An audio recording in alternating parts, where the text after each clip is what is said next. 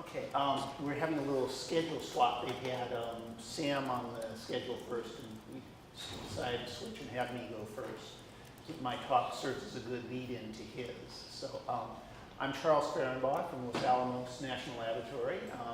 I'm an application code developer there, and I'm going to be the first of two people speaking on our user experiences of working with Legion. I've specifically worked with a mini app that I developed called Pennant. So let me start by saying a little bit about that. I've developed this application Pennant that is a small subset of the physics from a much larger code that LAML runs called FLAG.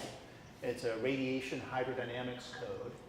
And I picked out just enough of that to run a few of the standard test problems in shock physics to make a mini app that is good for experiments like this. So one of the nice bonuses is it draws pretty pictures, so there are a few of them. So Pennant operates on general unstructured meshes in 2D. That is completely general, arbitrary polygons it can handle. Arbitrary polygons with arbitrary connectivity. And that's, in fact, that's the main purpose for the existence of Pennant, is to exercise this completely general functionality. I'm not aware of another mini app that does that. It contains about, and the reason for that is that having this sort of complete generality requires you to have some data structures and some memory access patterns that don't show up in a completely structured code such as, let's say, S3D. Pennant contains about 3,300 lines of source code in C++. That makes it really nice to be able to do experiments with, to say completely rewrite in a new programming model such as Pennant, such as Legion. 3,300 lines compared to over 600,000 lines for the full FLAG code.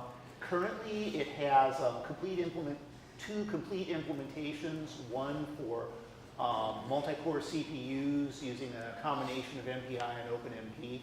It also has a GPU implementation in CUDA, and the Legion version is underway, which I'll be saying more about for the rest of the talk. And the multi-core version, at least, is available open source on GitHub.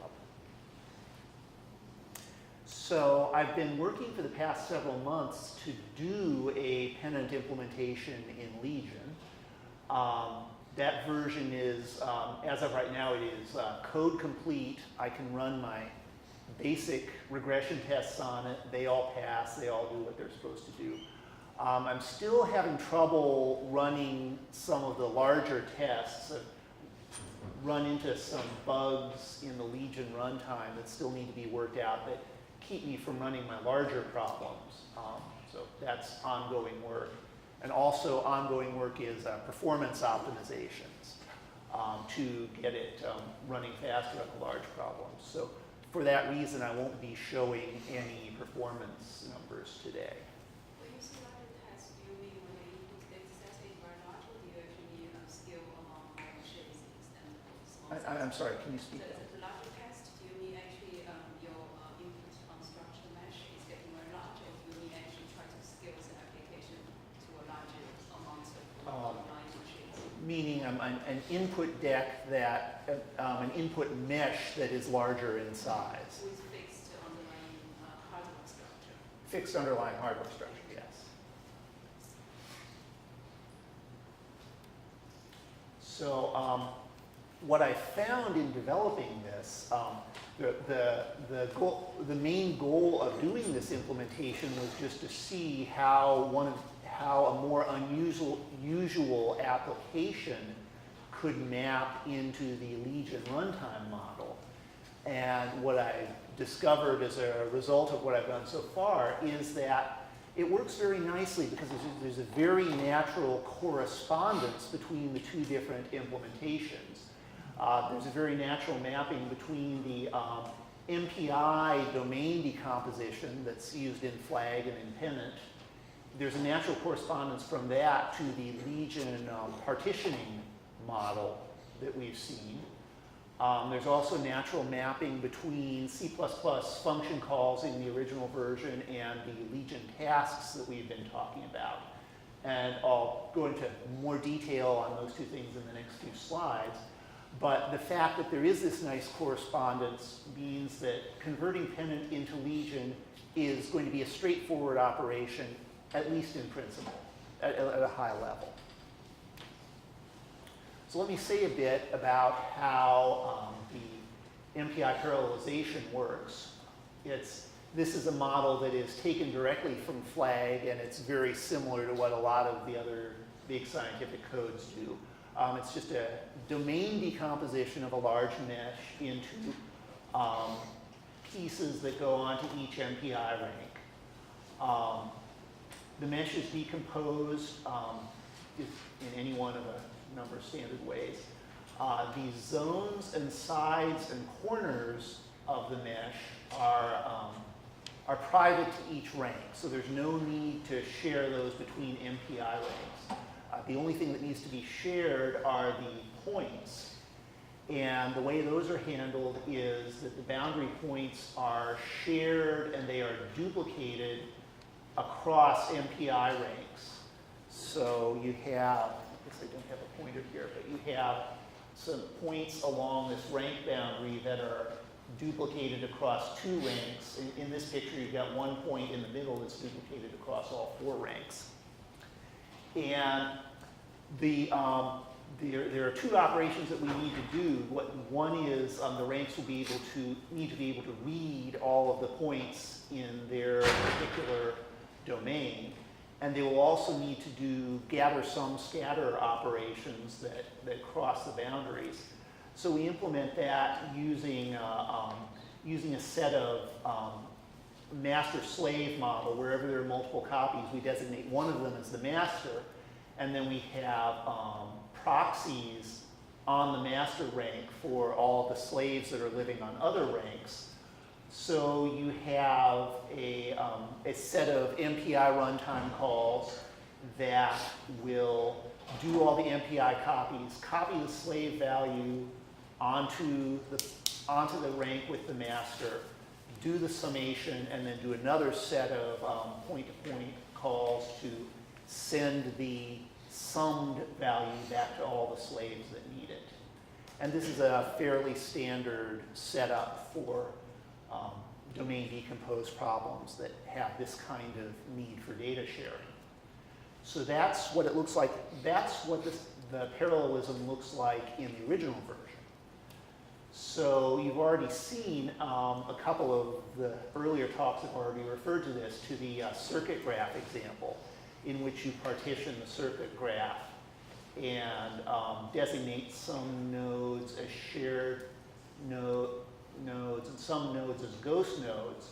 And that's already been discussed, so I won't go into detail about that, except to say that the Pennant MPI model maps very naturally into the same kind of decomposition.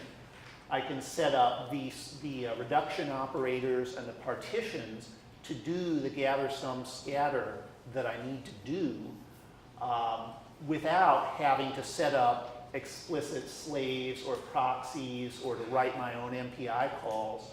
I'm now able to let Legion do all of that under the hood. And it will handle whatever communications, data copies, synchronization. All those can be done by the runtime without my having to do them explicitly anymore.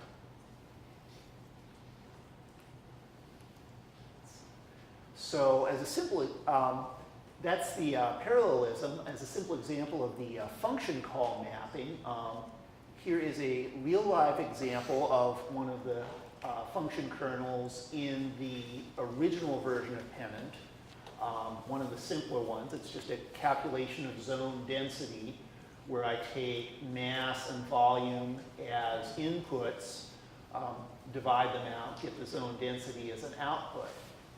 And it's a simple, straightforward function call. And it's a little more complicated in Legion, but not too badly so. I set up a task launcher for my calc row task. I set up the region requirements to encapsulate those same data dependencies that were in the original. So I need a read-only dependence on the mass and the volume.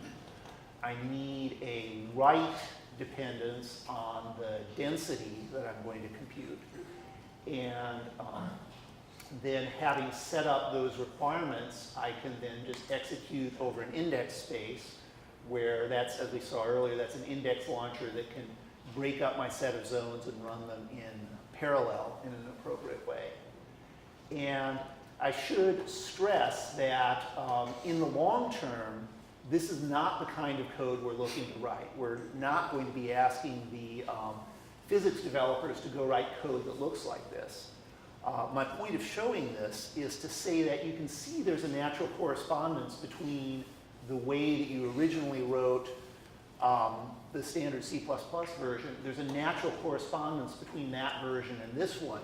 And you can sort of get an idea how this kind of translation might be automated using some kind of abstraction layer or DSL or some such thing.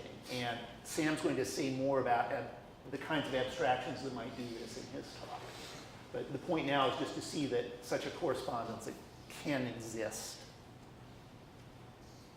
So my experience in doing this course, it's been over several months now. And as I've been saying, the data model, this mapping between functions and tasks, made it really straightforward in principle to do to write the Legion version. And I say in principle because there were a couple of complications. One was just the kind of conversion it took to do this sort of work by hand got repetitive and tedious at a certain point.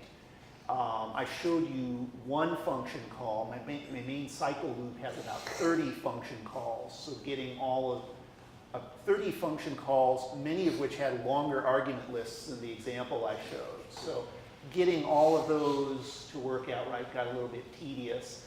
And it was also just in figuring out the details of how to make the data model do what I wanted was figuring out how to do that took a little bit of work to get the details right. But once that was done, then following through was pretty straightforward.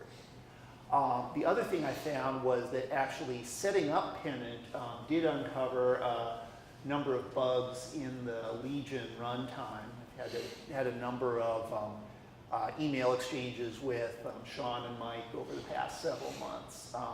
And the reason this happened, in particular with the application I was writing, is that in S3D, they've been using primarily their structured data sets. I was exercising the unstructured, which hadn't been pushed on quite as much. So we're uncovering some issues there, but been able to, at least for the first iteration, we've been able to work through that. So there was some difficulty in the process of getting the Legion version up and running.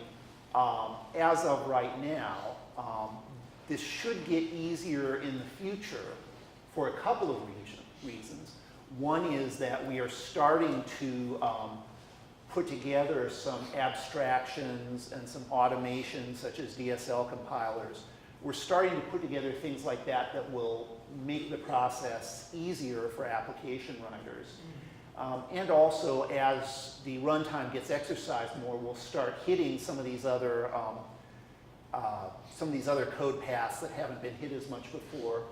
As those get exercised, the bugs get worked out. It will become a lot more robust and work better in contexts like this. So in summary, I've got the Legion version of Pennant up and working.